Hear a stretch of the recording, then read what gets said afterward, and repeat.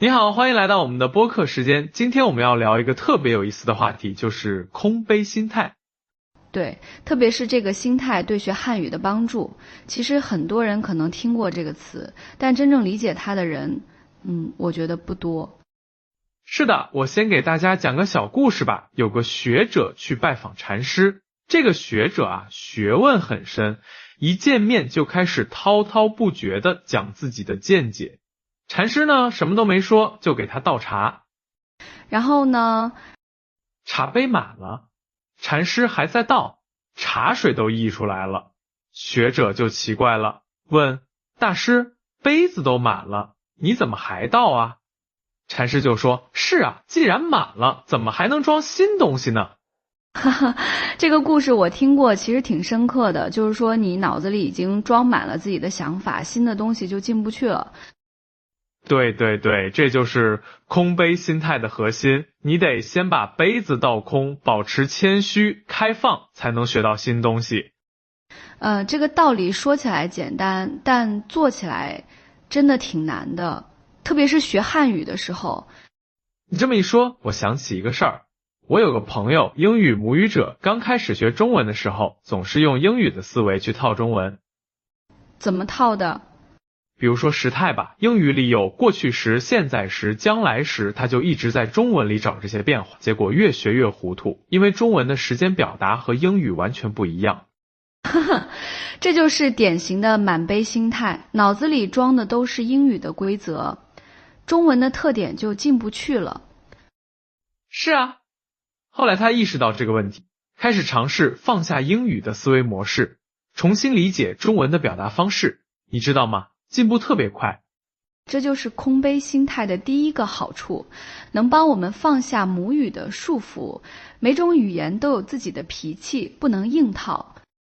对，还有一个很重要的点，就是面对困难的态度。学汉语真的不容易，发音、声调、汉字每一样都是挑战。我见过很多人刚开始信心满满，觉得自己很快就能学会，结果一遇到困难就开始怀疑自己，甚至放弃。这就是满杯心态的问题。如果你觉得自己应该很快就学会，那遇到困难就会觉得是自己的问题。但如果保持空杯心态，就会把困难看成学习的机会，对吧？没错，我记得有个同事跟我说过，他学中文的时候，每次犯错都会记下来，然后分析为什么会犯这个错。这个方法不错啊。是的，他说刚开始觉得很丢脸，老是说错话，后来想通了，犯错是正常的，关键是从错误中学到东西。这就是空杯心态的力量，不会因为犯错而沮丧，反而能从中吸取经验。对，还有一个方面，就是对新知识的渴望。汉语的知识真的是浩如烟海，除了基本的语法词汇，还有文化背景、俚语、方言。这些东西课本上学不到的。是啊，如果只满足于课本知识，就很难真正掌握汉语。但如果保持空杯心态，就会主动去探索这些新领域。我想起一个例子，有个朋友特别喜欢看中国的网络小说，刚开始很多网络用语都不懂。然后呢？他就一个一个去查，去问，慢慢的，不仅词汇量增加了，对中国的网络文化也有了了解。这就是主动探索的好处。如果他觉得我已经学得差不多了，就不会去接触这些新东西。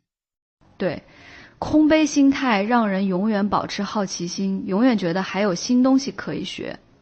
还有一个特别重要的点，就是接受反馈。学语言，别人的意见真的很重要。是的，但很多人不愿意听批评，觉得伤自尊。我有个经历，以前练口语的时候，总觉得自己说的还可以。后来有个中国朋友很直接的指出我的发音问题。当时什么感受？说实话，有点不好意思。但后来想想，如果他不说，我可能一直意识不到这个问题。这就是空杯心态的体现，虚心接受别人的意见，哪怕是批评。对，有时候旁观者清，别人能发现我们自己注意不到的问题。而且不同的人会给出不同的建议，都很有价值。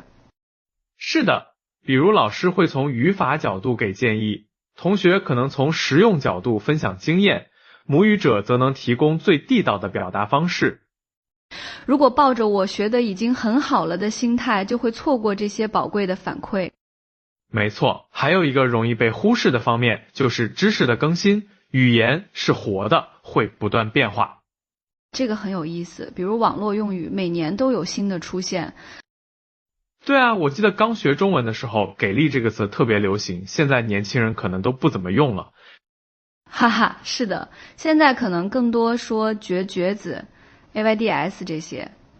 所以空杯心态还意味着要定期清空过时的知识，为新知识腾出空间。就像给电脑清理垃圾一样，定期清理，系统才能运行得更流畅。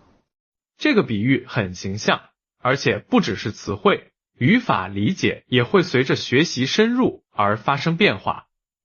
怎么说？比如刚开始学了这个字的时候，可能只知道表示过去，后来发现它的用法比想象中复杂的多。对，有时候表示变化，有时候表示完成，有时候还表示语气。是的，如果固守最初的理解，就很难掌握它的真正用法。保持空杯心态，就能不断修正和完善自己的认知。说到这里，我想到一个问题，怎么培养这种空杯心态呢？这个问题很实际，我觉得首先要承认自己的无知。承认无知。对，很多人不愿意承认自己不懂，觉得丢脸，但其实承认不懂是学习的第一步。这需要一定的勇气。我觉得还要学会提问，不懂就问，这很重要。对，而且要问得具体，不能只说我不懂，要说清楚哪里不懂，为什么不懂。这样别人也更容易帮助你。是的，还有一点就是要定期反思，看看自己最近学到了什么新东西，有哪些认知发生了变化。这个习惯很好，可以帮助我们意识到自己的进步，也能发现需要改进的地方。对，我还觉得要多接触不同的学习资源，不能只看教科书，要看电影、听音乐、读小说。这样能接触到更丰富的语言材料，也能发现自己知识的盲点。没错，每种材料都有自己的特点，能学到不同的东西。比如看新闻能学到正式的表达，看综艺节目能学到口语化的表达。对，还有就是要敢于犯错，很多人怕犯错，所以不敢开口说话。但其实犯错是学习过程中必然的，也是最有效的学习方式之一。是的，我有个朋友刚开始学中文的时候特别害羞，不敢说话，后来逼着自己每天都要和中国人对话。效果怎么样？刚开始确实错误百出，但进步特别快，因为每次犯错，对方都会纠正，印象特别深刻。这就是实践的力量，在实际使用中学习，比死记硬背有效多了。对，还有一个建议，就是要学会欣赏汉语的美。欣赏美。是的，汉语有它独特的韵律和节奏，有丰富的文化内涵。如果只把它当作工具来学，就失去了很多乐趣。这个观点很有意思，确实，如果能感受到语言的美，学习动力会更强。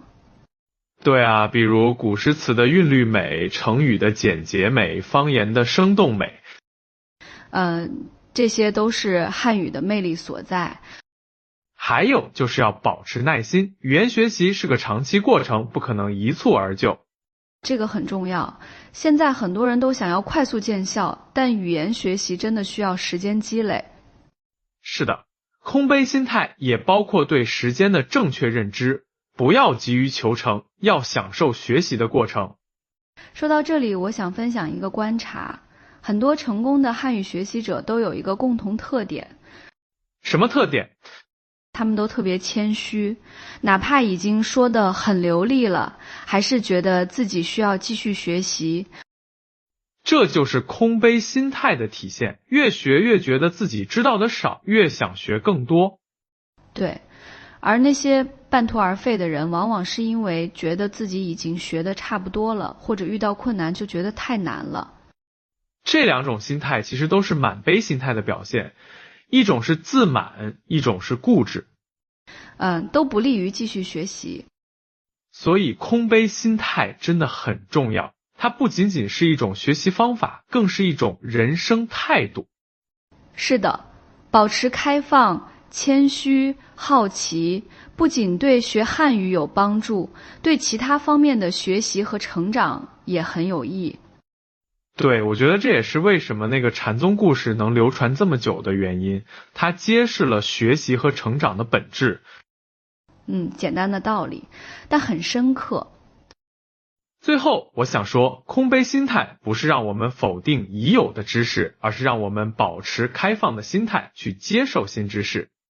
对，是在已有基础上的进一步提升，而不是推倒重来。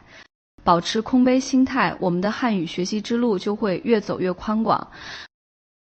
希望每个学习汉语的朋友都能拥有这样的心态，在学习的路上不断收获新的惊喜。是的，如果你觉得今天的分享对你有帮助，也欢迎分享给身边的朋友。好的，今天就聊到这里，谢谢大家的陪伴。